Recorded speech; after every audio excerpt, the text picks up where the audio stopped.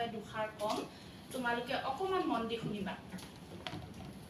অসমীয়া ভাষাটো কোৱা হয় আৰ্য ভাষা সংভূত তোমালোকে আটাইবিলাকে আৰ্য শব্দটো নিশ্চয় শুনিছা আৰ্য এটা গোষ্ঠী এই গোষ্ঠীটোৰ নাম অনুসৰিয়ে ভাষাখিনিক কোৱা হয় আৰ্য ভাষা কিন্তু আৰ্য ভাষানো ক'ৰ পৰা আহিল পৃথিৱীত আজিকালি জানিবলৈ বহুত সুবিধা হৈছে তোমালোকৰ আটাইৰে এণ্ড্ৰইড মোবাইল ফোন আছে এই ফোনত তোমালোকে গুগললৈ গৈ তাত মাৰিলেই হ'ল পৃথিৱীৰ ভাষা পৰিয়াল বুলি লিখিলে তাত আহি যাব যে ভাৰতৰ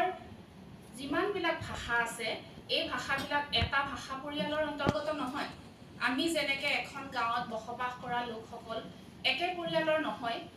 কোনোবা এটা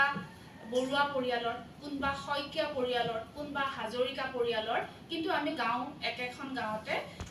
বসবাস কৰি আছোঁ পৃথিৱীখনো এখন গাঁও বুলি ধৰিলে পৃথিৱীখনত বহুত পৰিয়াল আছে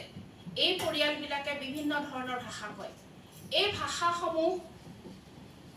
কোনে কেতিয়া অধ্যয়ন কৰিবলৈ আৰম্ভ কৰিছিল আমি সঠিককৈ ক'ব নোৱাৰোঁ তথাপিও ভাৰতৰ সাহিত্য বা ভাষাৰ ইতিহাস চালে আমি গম পাওঁ যে ভাৰতবৰ্ষত বেদৰ সময়ৰ পৰাই ব্যাকৰণৰ চৰ্চা আছিল কিন্তু ইতিহাস আলোচনা কৰা ভাষাৰ ইতিহাস আলোচনা কৰা হৈছে একেবাৰে নতুনকৈ